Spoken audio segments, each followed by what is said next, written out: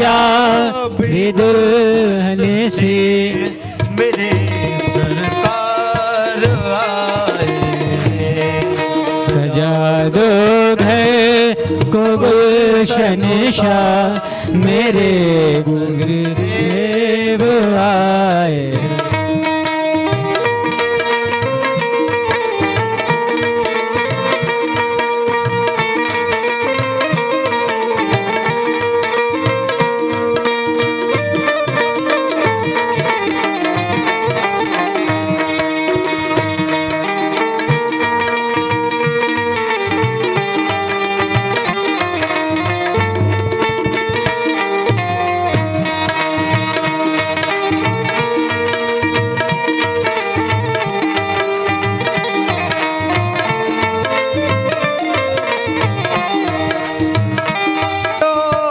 इनके चरणों को बहाकर प्रेम की गंगा पखारो इनके चरणों की बहाकर प्रेम की गंगा।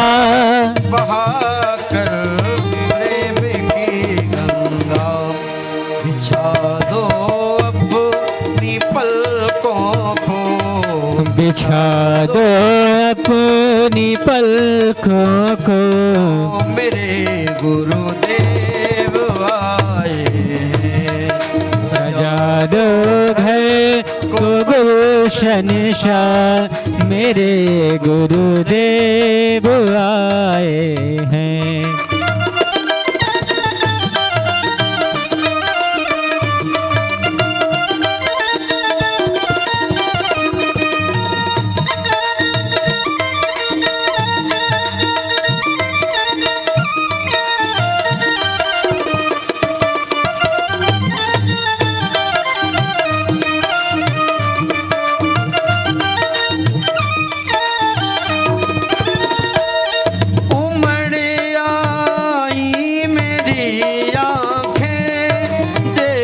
कर अपने गुरुवर को उमड़ आई मेरी आंखें देख कर अपने गुरुवर को। उमड़ आई मेरी आंखें देख कर अपने गुरुवर को। देख कर अपने गुरुवर को हुई रोशन मेरी गलियां। हुई रोशन मेरी गलियां मेरे गुरुदेव आए। रोशन मेरी गलियां मेरे गुरुदेव आए हैं।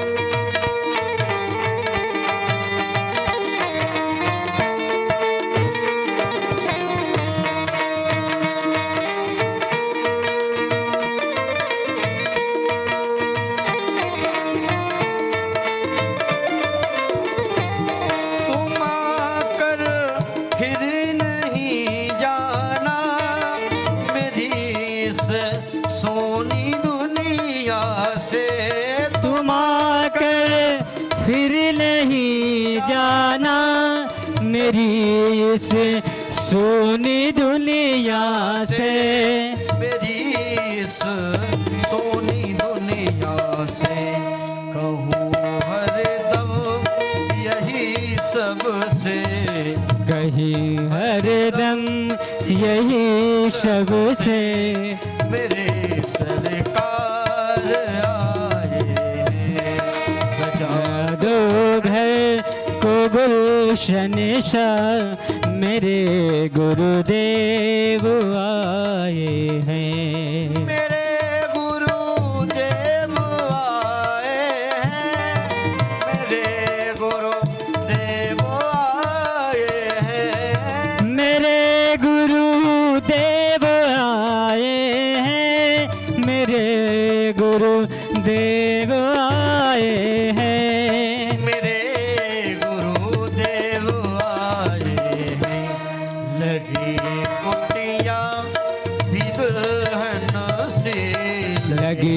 कुटिया भी दुल्हन सी, मेरे सरकार आए लगी कुटिया भी दुल्हन सी, मेरे गुरुदेव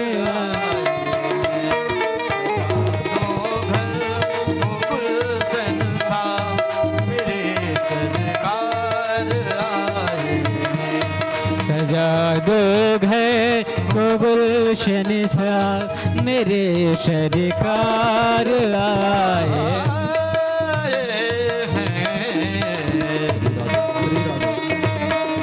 राधे राधे। बोलिए सदगुरुदेव जी महाराज की जय हो। सभी भक्तों से निवेदन है अभी कुछ समय अपने अपने स्थान पर विराजमान हो जाए। जो भी माताएं बहनें भक्तगण मंच पर आ रहे हैं सभी से यही निवेदन है, भैया आवाज खोलो इसकी थोड़ी, सभी से यही निवेदन है सभी लोग मंच से नीचे आ जाए। श्री राधे। बोली सदगुरुदेव भगवान की जय। आप सभी माताओं से निवेदन है कि दूर से ही प्रणाम करें, गुरुदेव भगवान के चरणों को स्पर्श ना करें। आप सभी से निवेदन है दूर से ही प्रणाम कर ले।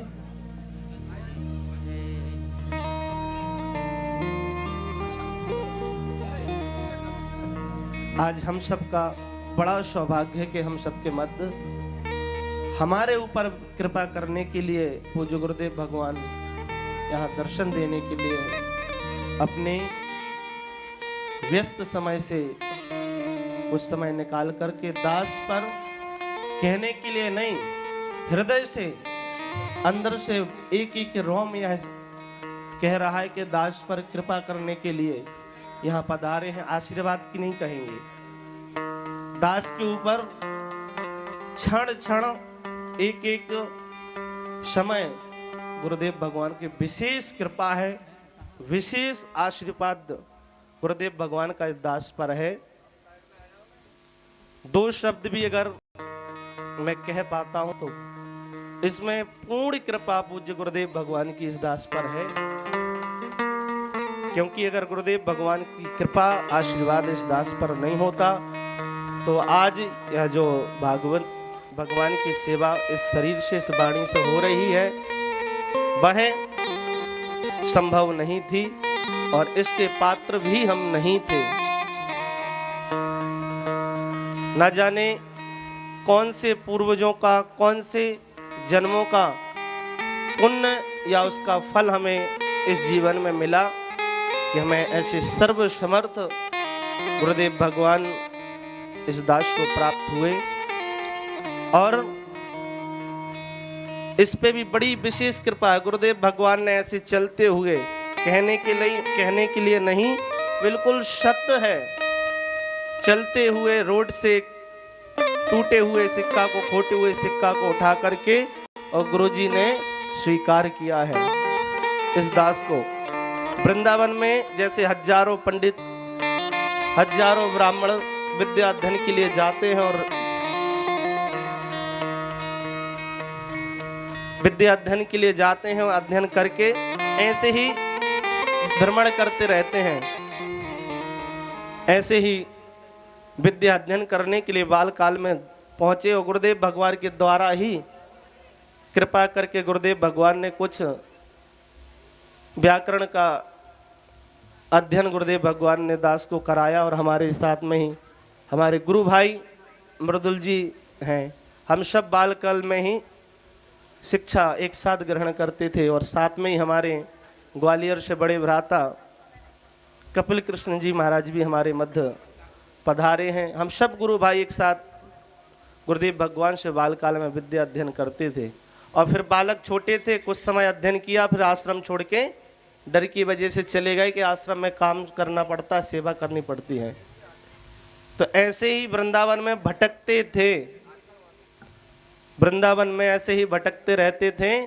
एक दिन गुरुदेव भगवान की दृष्टि पड़ी, पहचान लिया गुरुदेव भगवान ने, बोले तुम सोहम आश्रम में अध्ययन करते थे ना? हमने जी गुरुदेव, प्रणाम किया। गुरुदेव अपनी कुटिया पे ले गए और वहीं से गुरुदेव भगवान की कृपा प्राप्त हुई।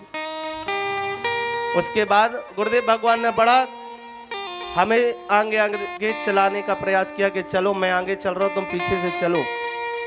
ऐसे अनुष्ठान करते रहते थे। छोटे मोटे छोटे बालक थे, पैसे का थोड़ा लोभ था तो अनुष्ठान वगैरह करते थे। गुरुजी बोले क्या करते हो? मैंने गुरुजी छोटे अनुष्ठान वगैरह करते रहते हैं आपकी कृपा से। गुरुजी बोले भागवत जी का अध्ययन करो। मैंने कहा गुरुजी इतना सामर्थ्य नहीं है, घर की स्थिति ऐसे ही ठीक है नहीं, और अध्ययन करने के लिए रूम का खर्चा, खाने का खर्चा, विद्यालय का खर्चा उठाने में सामर्थ्य नहीं है। गुरुदेव भगवान बोले कि कोई बात नहीं, अच्छा सा विद्यालय देखो, एडमिशन लो, जो भी खर्चा होगा, जो कुछ भी होगा हम करेंगे। और गुरुदेव भगवान ने 1 साल तक पूरा वृंदावन में रह करके विद्यालय का, खाने पीने, हर चीज का गुरुदेव भगवान ने इस दास पर कृपा की। और आज गुरुदेव भगवान की ही कृपा से इस दास को यह सेवा प्राप्त हुई। विशेष कृपा गुरुदेव भगवान की दास पे है। और आज भी यह दास अभी आपके मध्य बैठा है, लेकिन यहाँ से जैसे ही जाएगा गुरुदेव भगवान की निज सेवा में गुरुदेव भगवान ने रख रखा है। हमारा कोई वो नहीं, हम रहने के लायक भी नहीं है। इतनी टुटियां करते हैं, इतनी गलतियां करते हैं, फिर भी गुरुजी सबको नजरअंदाज करते हुए निज सेवा में रख रखा है और खूब सेवा स्वीकार करते हैं गुरुदेव भगवान। ऐसी दास पर विशेष कृपा। और एक चीज और, 2016 में पहली कथा गुरुदेव भगवान के आशीर्वाद से की थी। और कई बार ऐसा अवसर आया कि गुरुदेव भगवान को आगमन कथा में करने का प्रयास किया, लेकिन गुरुदेव भगवान की निज व्यस्तता के कारण गुरुदेव भगवान नहीं पहुंच पाए। आज आप सभी आगरा वासियों की और दास का 9 साल के बाद प्रथम बार ऐसी गुरुदेव भगवान ने कृपा की कि यहाँ करके मंच पर आकर के आशीर्वाद दिया। पूज्य गुरुदेव भगवान के चरणों में कोटि कोटि नमन प्रणाम। और आप सभी आगरा वासियों की तरफ से भी सबको प्रणाम। गुरुदेव भगवान की कभी फिर आगे निकलना है, कुछ क्षण के लिए आए हैं, तो हम लोग गुरुदेव भगवान से निवेदन करेंगे कि दास पर कृपा करें, आशीर्वाद दें और हम सब भक्तों को आशीर्वाद देने की कृपा करें। पूज्य सतगुरुदेव भगवान। बोले सतगुरुदेव भगवान की जय।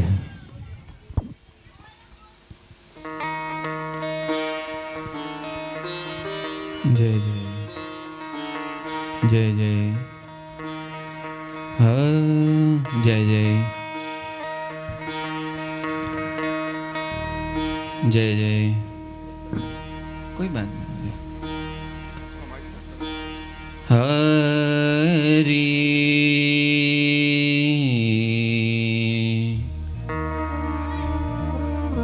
हरि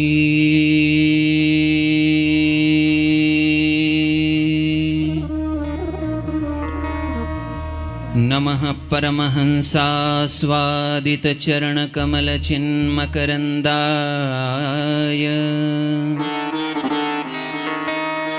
भक्तजनमानस निवासाय श्री रामचंद्राय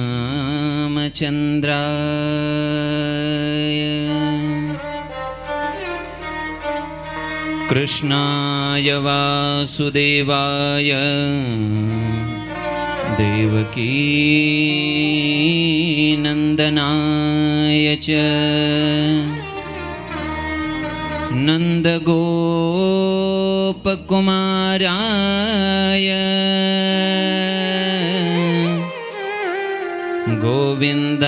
गोविंदाय नमो नमः। गोविंदाय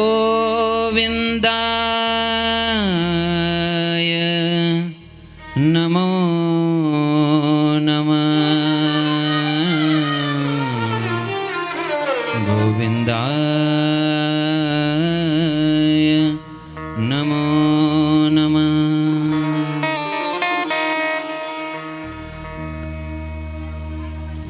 श्री राधा कृष्ण युगल मिलित विग्रह श्रीमद् भागवत महापुराण को वंदन प्रणाम करके व्यासपीठ पर व्यास स्वरूप शुक स्वरूप श्री रोहित कृष्ण जी, मंच पर उपस्थित सभी पूज्य विप्रगण, आचार्यगण, संगीत आचार्यगण, कथा के यजमान और यजमान परिवार, कथा सुनने के लिए उपस्थित आप सभी, सब परमात्मा के ही रूप हैं। आप सबको प्रणाम।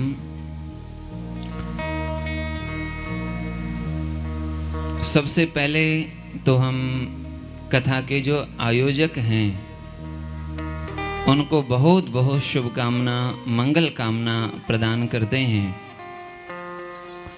मानव जीवन में बहुत कुछ जीवन में व्यक्ति करता है, सत्कर्म करता है, पुण्य कर्म करता है, धर्म करता है, जो चाहता है वो भी करता है, जो नहीं चाहता है वो भी करता है।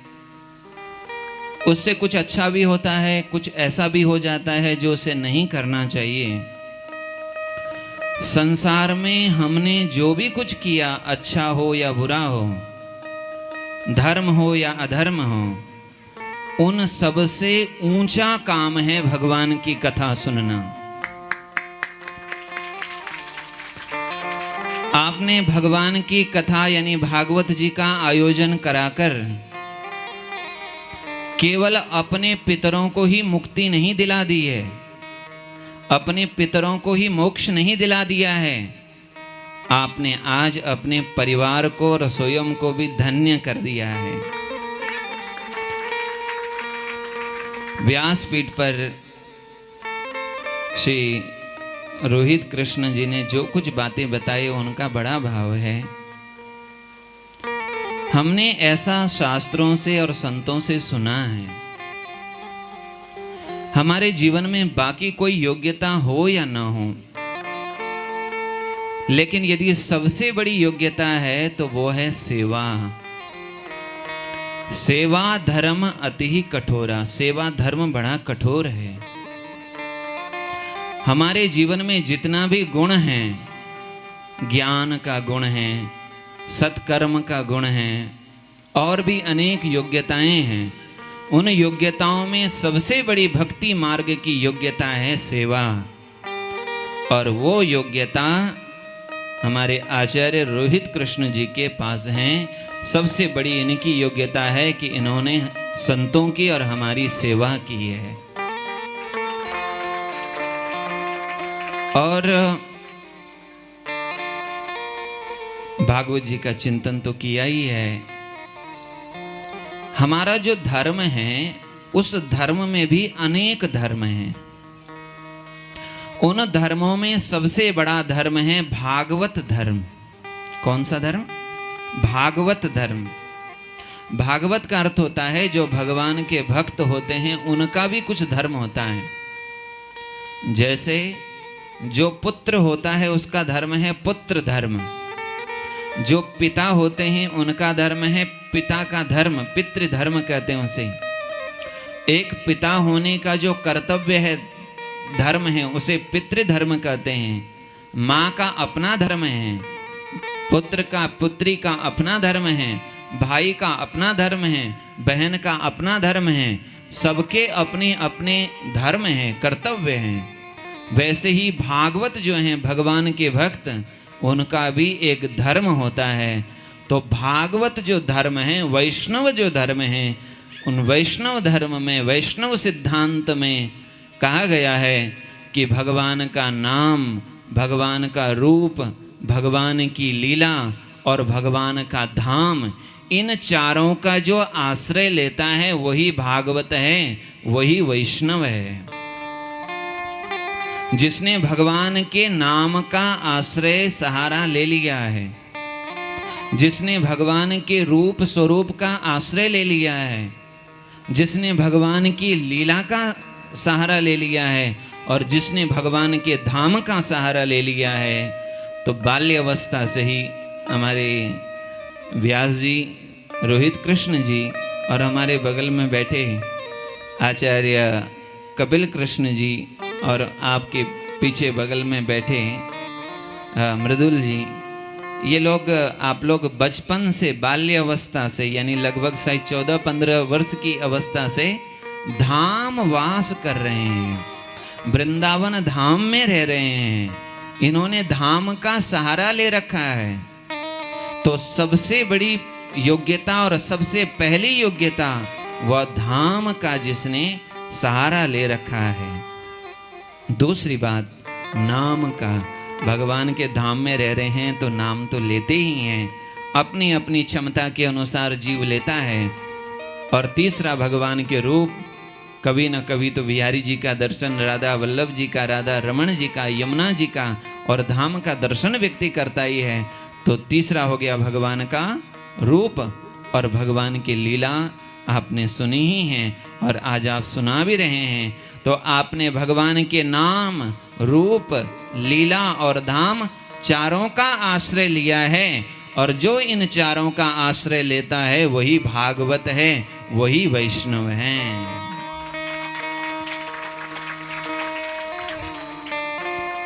कुछ चीजें ऐसी है जो हमें विचार करनी चाहिए। जो आयोजक हैं उन्हें भी चिंतन करना चाहिए कि मैंने जो यह आयोजन किया है, इस आयोजन से हम लाभ ले पा रहे हैं, और यदि लाभ ले पा रहे हैं तो इसका सच्चा लाभ क्या है। श्रीमद् भागवत जी के आयोजन का सच्चा लाभ क्या है। भगवान की कथा हम सुन रहे हैं तो भगवान की कथा सुनने का लाभ क्या है। अभी अभी व्यासपीठ से आप लोग सुन रहे थे कि भगवान ने अवतार क्यों लिया है, कि भगवान ब्रजवासियों को सुख देने के लिए लीला करते हैं। जहां माखन चोरी लीला आई है, माखन चोरी लीला प्रारंभ करने से पहले सुखदेव भगवान कहते हैं, बाल चेष्टितैहि, ब्रज गोपिकाओं को सुख देने के लिए ही भगवान बाल लीला कर रहे हैं, माखन चोरी